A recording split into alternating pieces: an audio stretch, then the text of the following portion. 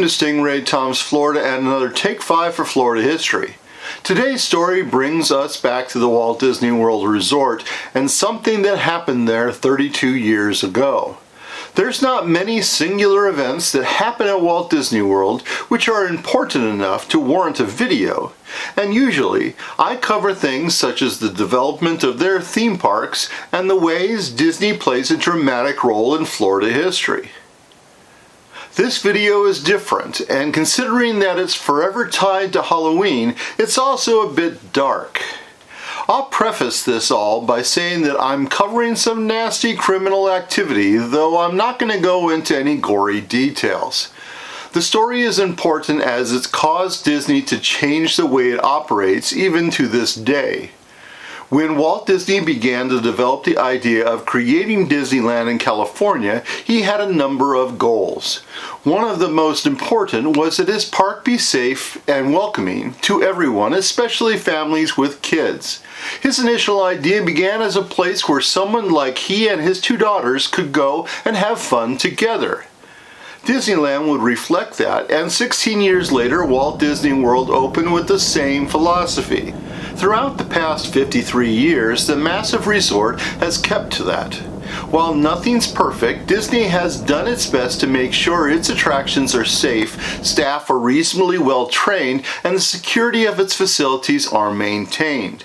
It has a large security department and works directly with the Orange County Sheriff's Department to reduce the amount of crime on the 43 square miles or 111 square kilometers of property. The four theme parks are the most obvious part of Walt Disney World, and between them they average about 150,000 daily guests through the year, with the Magic Kingdom being the busiest theme park in the entire world. Still, the parks are only a part of the entire resort system, with its rival in size and scope being the Disney resorts. Yes, the entire property is the Walt Disney World Resort, but there are also 20 resorts within that many would simply call hotels. But they're all large and provide a lot of amenities. This video isn't the place to go into any real depth about these resorts, though I'm sure you've heard of them. For example, the Contemporary and the Polynesian are the original Disney World resorts as they opened on the same day as the Magic Kingdom, October 1st, 1971. Today, the 20 resorts have 20,456 rooms, 6,021 villas and cabins, and 800 campsites. If each room, villa, and campsite was filled with guests, they'd house some 150,000 people. Interestingly, that's the same number of guests that on average go to the theme parks every day. That's a fun coincidence. Security is significant at the resorts, which are spread throughout Disney property. Its most obvious aspect is the guard booths and gates at the entrance of each resort. All Disney resorts are gated and have at least one guard booth. The gates have a couple lanes, an automatic one for buses and returning guests with an electronic pass, and one for anyone else. In that lane, the driver will be asked to present their license and asked what is the nature of the visit. Most of the resorts have signs like this which point out that parking is limited and reserved for resort guests or people with dining reservations. I've been visiting Disney's resorts for many years, and there's a few things to unpack here, if you'll forgive the pun. The first thing is that while much of the signage are sandwich boards, suggesting that they're temporary, they are there all the time and represent a long-standing circumstance. Secondly, while I believe that the guards are supposed to inquire about the nature of the visit, they don't do it consistently. Now, I don't know if they have discretion about it or they're not doing their job, but the inconsistency seems odd. The third observation is that I don't notice a shortage of parking. It's always been easy to park there, regardless of when I go. The final observation is that of their request to see a license. At first glance, this seems odd since Disney Security is not a police force and can't perform a legal check, but the reality is that guests are on private property. Because of this, Disney can arguably refuse service for any reason, so showing identification is more or less a reasonable request. Personally, I'm used to presenting mine without being asked. Now there's a couple of clear reasons as to why Disney restricts visitors at the resorts. The first is that Disney realized a long time ago that some guests will park at the resort and use public transportation. One day I'll take a long look at the history of Disney World's transportation system, which includes buses, boats, the iconic monorail, and the newest addition, the Skyliner gondola system. While it's a complicated system with lots of options and a number of Disney-esque quirks, you don't need to understand it for this video. Obviously, each resort is serviced by at least one of the types of transportation, all of which are free. So say you're spending the day at Magic Kingdom. If you park at the Grand Floridian, you would take a 2-minute monorail trip to the park, thereby avoiding both a parking fee as well as the trip on the ferry or monorail from the Ticket and Transportation Center to the park. That saves you $30 and about 30 minutes of travel time. Each park has a number of nearby resorts, so thousands of visitors could game the system, clogging the parking lots and transportation. Disney also limits the number of people who use their transportation. In general, it's mostly for guests who are staying at one of the resorts, which is why the bus system is set up in a seemingly odd way. Buses travel back and forth between a specific resort and a specific park. For instance, you can ride a bus from the Contemporary Resort directly to Animal Kingdom, but you can't ride one between the Magic Kingdom and Animal Kingdom. Nor can you go directly from Animal Kingdom Lodge to the Contemporary Resort. Now that's only the bus system. The other forms do allow you to go between a limited number of resorts, though none will take you directly between parks. I also want to mention that the Disney World Resort has 12 hotels and resorts on its property that are not owned and operated by Disney. That comes as a surprise to some Disney fans, but it's been true since the 70s.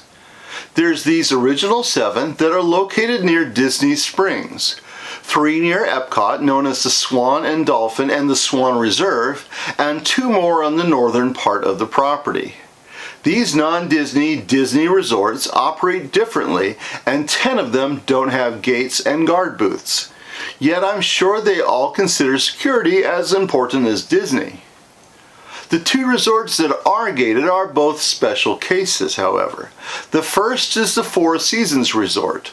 Opened in 2014, it's part of Disney's Golden Oak development. The gate is actually for Golden Oak, an exclusive residential community of about 200 homes, each worth millions of dollars.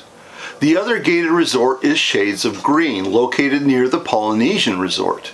It's owned by the Department of Defense and is a U.S. military resort open to active members of the armed forces, including reservists and National Guards, along with a number of other eligible people. Not surprisingly, since it's a military installation, it has a guard booth staffed by someone who has a bit more power than the Disney security does. So that's a longer backstory than I normally share, but it's important since what I'm covering is bigger than its details, as dramatic as they are, and forever changed security procedures at Disney World. Gated resorts were the direct result of what happened on Halloween night 1992, but that story has a major twist which suggests that the new security procedures may never have been needed. The story begins at the Caribbean Beach Resort, only the 5th Disney Resort hotel. The Contemporary and Polynesian opened in 1971 and the Golf Resort in 1973. Today that's the location of Shades of Green, though the original hotel building was replaced. By the way, the Golf Resort would become Disney's first renamed resort, changing its name to the Disney Inn in 1986. Tell me in the comments what you think the only other renamed Disney resort was. And yes, the Golf Resort was renamed once more and sold to the military, which also makes it the only former Disney resort on the property. Getting back to the origin of Caribbean Beach, we move to the year 1988. That year saw the Grand Floridian become the 4th resort, and just a few months later the Caribbean Beach Resort opened as the first resort away from the Magic Kingdom area. Designed to look like a generic Caribbean island, it was immediately popular with Disney fans, especially since it was less expensive and close to the newest of the Disney parks, Disney MGM Studios. Anyway, at the end of October 1992, a family group would stay at Caribbean Beach. The party included 20-year-old AnnaMarie Normal and her 10-month-old daughter, Wanda's 38-year-old sister Jessie O'Rourke, and their 32-year-old brother James William Jimmy Burke. Here's an edited news report from November 2nd that provides the details of what happened. A Maine woman staying at Caribbean Beach Resort Hotel with her 10-month-old daughter was beaten, bound, and abused repeatedly in her hotel room Saturday night, police said. The woman, who was visiting the resort with relatives, had checked into her room in the hotel's Aruba section Saturday morning. Police said that when she returned to the room about 8:30 p.m. with her daughter, she was attacked from behind by an intruder who was already in the room. He came out of nowhere. She was unaware of his presence in the room until he came at her, said Orange County Sheriff Investigator Tom Harrison. The baby was put in the crib at his direction and wasn't injured. Saturday's attack occurred in an unexpected place, a hotel with modern card key room doors that experts say are safer than regular key locks. This was an atypical and tragic incident, said Disney spokesman Dan Drnach, who also said that security officers patrol each of the resorts regularly. It was reported that Wanda hadn't turned on the lights in her room and she couldn't see her attacker. Wanda would free herself and call 911 around 10 p.m. Wanda and her daughter were taken to Orlando Regional Medical Center for treatment, and Investigator Harrison stated that Wanda was very cooperative and plans to press charges. Sheriff deputies stated that there weren't signs of forced entry on the room's door. Wanda was still terrified and had duct tape residue on her wrists and ankles, which were rubbed raw by the effort she made escaping. There were abrasions and swelling around her face and bruising on her forearms and cheeks. Long strips of duct tape were found hanging from the bedposts. While it wasn't reported directly after the incident, Wanda described the attacker as being dressed in a Dracula costume, though it's unclear as to how she could tell since supposedly the lights were off. She also told police that she asked her assailant how he got into the room, and he said, "Hotel maids will do anything for $50. Despite a thorough search and questioning of guests and staff, no suspect was found. The case eventually grew cold, and several months after the incident, Wanda filed a $3 million suit against Disney. They offered $200,000 since Disney is always interested in quietly settling, but Wanda said no. Disney and Wanda discussed the matter further, and sources I've spoken to said that Disney was willing to go up to $1.4 million. If the case went to trial, a jury might award 10 times that amount, so Wanda held firm.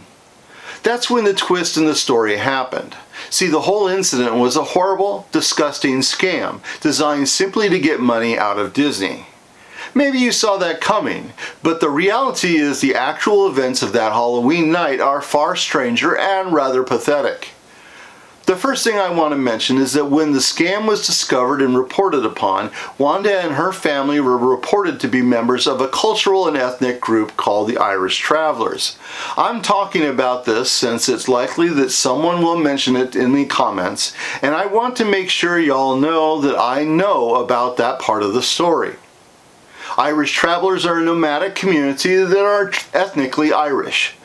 There are communities of them both in Ireland and in the United Kingdom and America. While they have a reputation of being willing to break the law and run scams or grifts, I'm not painting any community with a wide brush. This scam against Disney was done by individuals who weren't representative of the rest of their family, the community they're part of, or any sort of ethnicity. To get back to the story, with amounts such as $1 million being talked about, it didn't take long before someone involved got greedy and someone else got angry. All of the details are not terribly clear, but it seems that when the large amounts of money were discussed, another brother by the name of Pat the Viking Burke got involved in what was going on. I don't think he was involved in events that happened on Halloween, but he was somewhat the head of this group of criminals. It's thought that he wanted to settle and finish the scam. On the other hand, Jessie was afraid about the consequences if they were found out, and she wanted out. The Viking, and remember, they're all siblings, supposedly beat her and threatened to finish her while pointing a pistol at her head. And this was just part of the infighting between the Burke family members. Initially, investigators said they noticed inconsistencies in Wanda's story, but they were working the case seriously until nearly a year after the original incident, when they'd get two anonymous tips about the case. The first was an informant angry with the brother and sister who called investigators and told them the crime was a hoax. It's not clear if this was Jessie or not. That tip was corroborated, though, by another one provided by a young man who admitted to having relations with Wanda on the afternoon of Halloween. Seeing news reports, he said that he realized he was an unwitting participant in the scam. Eventually, the whole story would be uncovered. Going back to Halloween, the more complete tale saw Wanda hooking up with the young man during the day. He provided the DNA of a person without a criminal history inside of her to make the story more believable. Later that day, Wanda and Jessie had a conversation in the resort's lobby. Wanda stated that she wasn't feeling well and that she would return to the room with her daughter. Jessie said that she'd go out to dinner. They made sure that several people overheard their plans. When Wanda got to her room, she was met by brother Jimmy. It was he who taped her to the bed and whacked her with a stick. A deputy commented that she was beaten pretty badly. They made it look very realistic. After he came forward, the young man's DNA was shown to be a match with the sample taken from Wanda. Jessie would eventually turn herself in and provide the rest of the details. Warrants were subsequently issued for Wanda and Jimmy. The charges were filing a false police report, conspiracy to commit grand theft, and attempted grand theft. Their whereabouts weren't immediately known, but a month later, Wanda was found in Tennessee and arrested. By this time, early 1994, Jimmy was very sick. Some suggest he had AIDS. He died in March of '94 and his warrants were never served. Wanda was charged with the 2 felonies and a misdemeanor: grand theft over $100,000, attempted grand theft over $100,000, and filing a false report.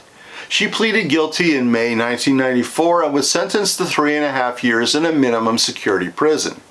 She was also ordered to pay $24,000 of restitution to Disney and the sheriff for investigation expenses and given 20 years of supervised probation.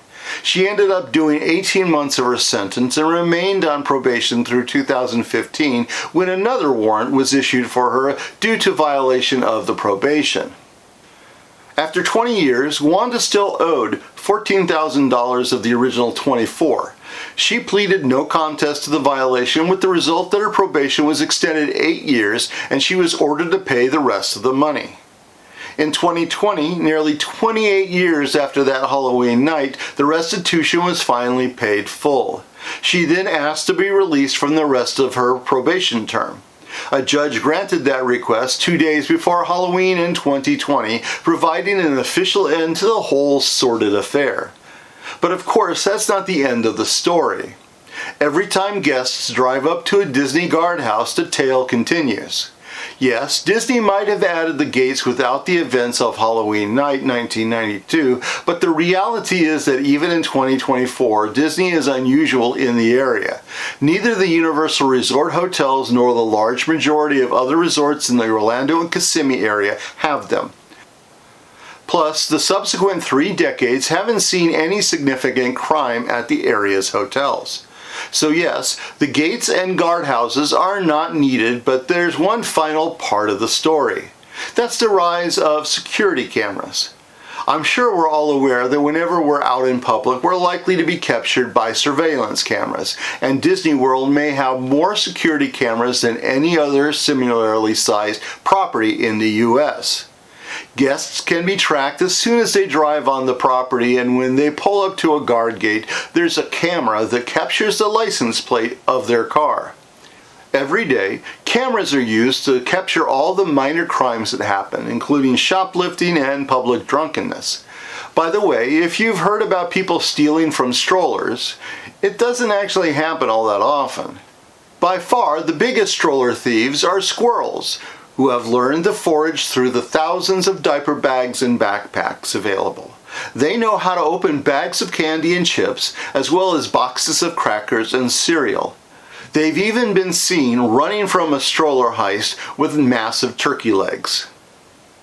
The cameras watch them too, but security guards just shake their heads and remind people not to leave food unattended. Halloween 1992 changed the Disney World Resort forever, though it's a story that's been all but forgotten. Thank you for watching another of my videos. I hope you enjoyed it. If you learned something, please hit the like button and subscribe to the channel for more on Florida's tourism history. Stingray Tom's Florida, traveling through time around the Sunshine State.